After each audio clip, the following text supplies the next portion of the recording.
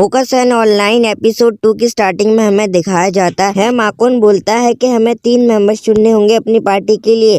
तभी वो वारी लड़की का स्टेटस चेक कर रहा होता है और वो अपना इंटरव्यू देती है कि बोलती है कि मेरा काम है दुश्मन को दर्द देना और उसे जान से मारना। लेकिन ममाको उसे रिजेक्ट कर देती है। वो बोलती है कि हमें ऐसे किसी की ज़रूरत नहीं है। उसके बाद जब नेक्स्ट दिखाया जाता है वो होता है चोर जो सामान को बताकर लूटता है। जब ममाको बोलती है कि मैं भी पुलिस को बुलाती हूँ और तुम्हें मैं रिजेक्ट करती हूँ। यही वहाँ पर एक लेफ्ट राइट आती है पर ममाको से भी रिजेक्ट कर देती है। ये टोटल इन लोगों ने तीनों को रिजेक्ट कर दिया होता है। यही वहाँ पर एक पोर्टर नाम की लड़की आती है। वो बोलती है मुझे आपसे मिलकर बहुत खुशी हुई और मैं आपकी इस पार्टी में ज्वाइन होना चाहती हूँ। वो बोलती है कि मैं अपने बैग में 300 सामान रख सकती हूँ चाहे वो कितना भी बड़ा क्यों ना हो।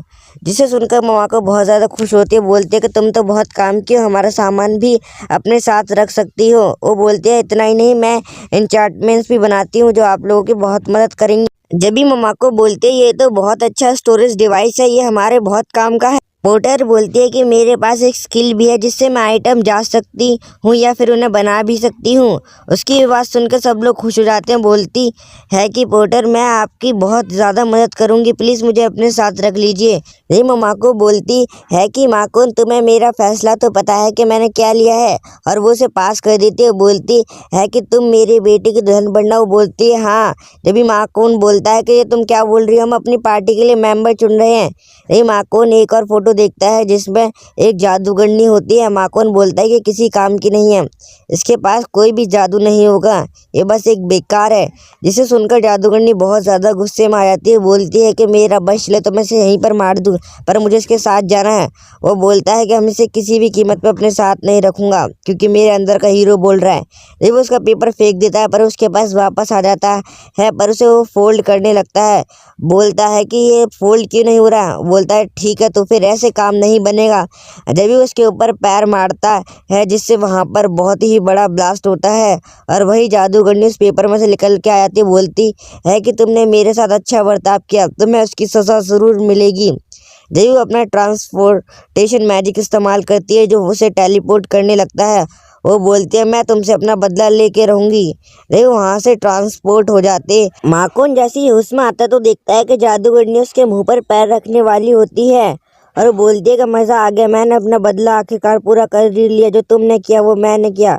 रे माकुन बोलता है कि हमारा हिसाब बराबर हो गया, अब तुम मुझे यहाँ से जाने दो। माकुन पूछता है कि तुम इस पेपर में ट्रांसफॉर्म क्यों हुई थी, क्या तुम हमारे साथ पार्टी में शामिल होना चाहती हो। वो बोलती है हाँ।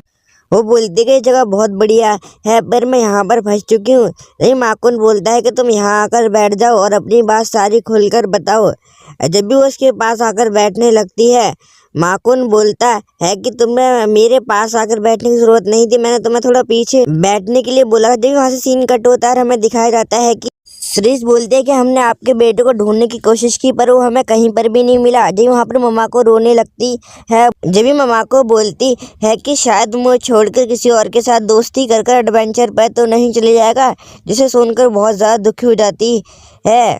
श्रेष बोलती है कि हमने ढूंढने की पूरी कोशिश करेंगे। माकुन पूछता है कि तुम भी इस वीडियो गेम में फंस गई हो। वो बोलती है हाँ। माकुन बोलता है कि अभी तक मेरे साथ मेरी माँ ममाको क्यों है, मैं इस गेम में अकेला आना चाहता था। लेकिन वहाँ पर जादूगरनी बोलती है कि मैं अपनी माँ के साथ यहाँ पर आना चाहती थी पर मुझे धोखे से यहाँ पर किसी ने भेज दिया है। वो बोलती है कि मैं तुम्हें इतना मारूंगी कि तुम्हें कोई बचाएगा भी नहीं, तुम्हें बार बार जिंदा करके मैं तुम्हें मारती रहूंगी। जादूगरनी बताती है इस गेम का मकसद है पेरेंट्स और बच्चों को करीब लाना, इसीलिए इस गेम में उन्हें एडवेंचर पर एक साथ भेजा जाता है। पर मेरी माँ मेरे साथ नहीं है, इसीलिए मैं तुम्हारी माँ की बेटी बनकर इस गेम में एडवेंचर करना चाहती हूँ। वो बोलती है कि इस गेम को जीतने की कुछ शर्तें हैं। जब हम ममा को दिखाई जाती है जो अपने मैजिक का इस्तेमाल करने जाती है। जादूगरनी बोलती है मैं इस गेम में फंस गई हूँ, जब तक मैं इस गेम को नहीं जीत सकती जब तक मेरी कोई मॉम नहीं बन जाती और उनके साथ मिलकर मैं ये गेम खेलूँ। जब भी वहाँ पर माकुन बोलता है कि तुम कितनी अजीब लग रही हो। हमें ममा को दिखाई जाती है जो पृथ्वी से बोल रही होती है कि प्लीज़ मेरे बेटे को ढूंढने में मेरी मदद करो।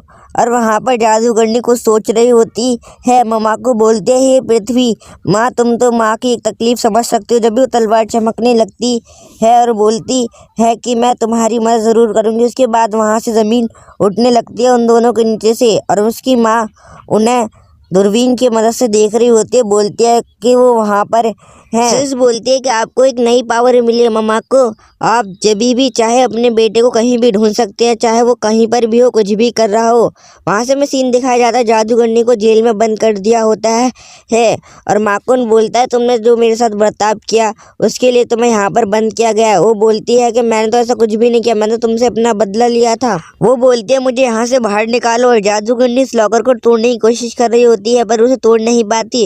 ये मम्मा को बोलती है कि मुझे माकुन ने बताया कि तुमने उससे क्या कहा, पर मैं तुम्हें अपनी बेटी नहीं बना सकती। माकुन कहता है कि अगर मैं तुम्हें आसान शब्दों में बताऊं तो तुम्हें यहाँ से बाहर निकालना चाहती हैं, और सफर में अगर तुम्हारी कभी माँ से हम मिले तो तुम्हें उनसे मिलाएंगे हम। जादूगरनी बोलती है कि मैं तुम्हारे साथ सफर में नहीं जाऊंगी, इससे बढ़िया तो मैं इस दुनिया को तबाह कर कर यहीं पर रहना पसंद करूंगी। माकुन बोलता है कि तुम हमारे साथ हमारी टीम में शामिल हो सकती हो और तुम हमारे साथ सफर पर चल सकती हो। और वो ये बात सुनकर बहुत ज़्यादा खुश हो जाती है। जब भी मम्मा को पोर्टर से बोलती है कि अब से हम चारों की पार्टी हो गई। जब वो एक कुएं को देखते हैं और बोलते हैं कि हम इसके अंदर जाएंगे और उस मॉन्स्टर को मारेंगे जिससे हमें बहुत सारे पैसे मिलेंगे। माको के पैरों के नीचे की जमीन खिसकने लगती है। जब भी उसे माकुन और जादूगरनी पकड़ लेते हैं पर वो चारों भी उसके अंदर गिरने लगते हैं जिससे वो बहुत तेज चिल्लाते हैं।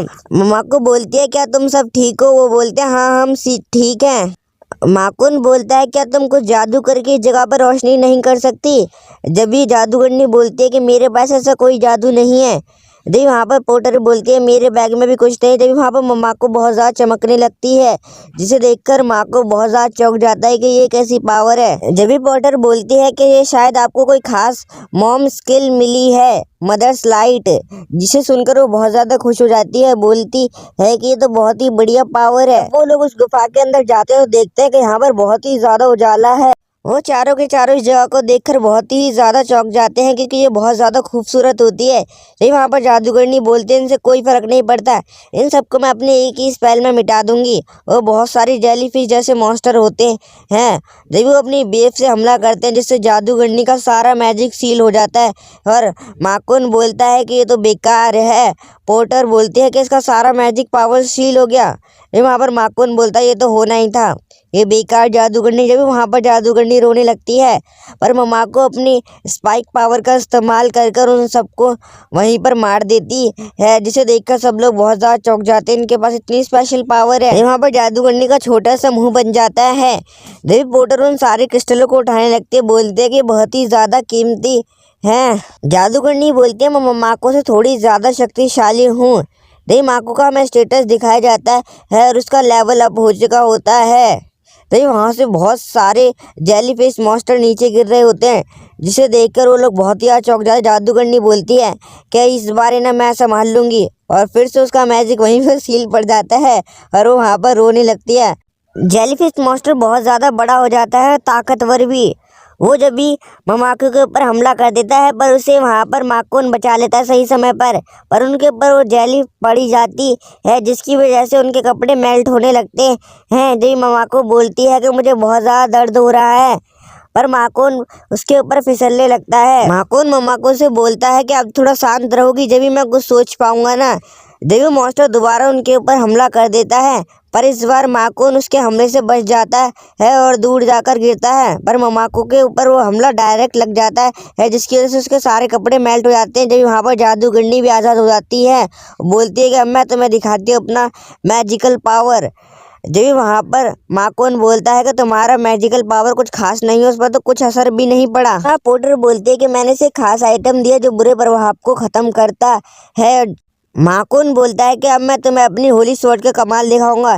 जब भी उसके ऊपर बहुत सारे स्पाइक्स आ जाते हैं और वहीं पर मरने लगता है और उसे वहाँ पर ममाको ने मारा होता है जो बहुत ही ज़्यादा चमक रही होती है। माकुन बोलता है कि इनने मेरा किल चुरा लिया, मैं कभी भी किसी मॉन्स्टर को नहीं मार पाऊंगा और ये जेलीफिश मॉन्स्टर भी मेरे हाथों से निकल गया। जब भी उसे वहाँ पर पोर्टर आकर एक एप्रन पकड़ा देती है जिसे देखकर माकुन बोलता है बहुत ही बढ़िया, पर वो जगह पूरी तरह से पैसों से भर जाती है। जब भी जादूगरनी अपने मैजिक का इस्तेमाल कर कर उस बॉक्स में किसी इंसान को जिंदा करने लगती है और उसका पावर उस काम भी करता है जिसके कारण वो लेडी जिंदा होने लगती है, जिसे देखकर माकुन बोलता है ये किसी काम की तो है। तभी वो बोलती है कि मैं आपको सूचित कर रही हूँ कि मैं अपने जीवन में सुरक्षित वापस आ गई हूँ। माकुन बोलता है कि आप मुझे अपना नाम बता सकती हो। अपना नाम सिरेश बताती है और बोलती है कि मैं अपने जीवन में सुरक्षित वापस आ गई हूँ और ये नाम हमने पहले भी सुन रखा है, आखिरकार ये वही है। और बोलती है कि मैं आपको एक कुछ दूंगी। तभी वहाँ से सीन कट होता है और हमें दिखाया जाता है कि वो शहर के अंदर आ चुके होते हैं और वहाँ की मार्केट देख रहे होते हैं। जैसे देख के बोलते हैं कि यहाँ पर हर चीज़ें मिलती हैं जैसे नॉर्मल शहरों में मिलती हैं। वो देखते हैं कि यहाँ पर आलू भी बिक रहे हैं और रंग बिरंगी सब्जी उसकी माँ को बहुत ही पसंद आती हैं और वो आलू लेने के लिए भागती है। एपिसोड 2 यहीं पर ख़त्म होता है।